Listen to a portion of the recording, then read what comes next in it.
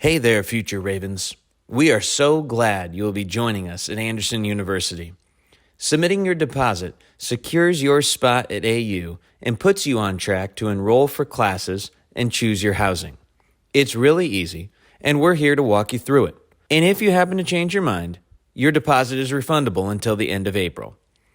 To submit your deposit, head to anderson.edu and find admissions in the menu at the top. Click on Deposit. You will start by filling out some of your personal information, including your name and birthday. Be sure to use an up-to-date phone number and email address that you check regularly so that we can send you important information. The same goes for your mailing address.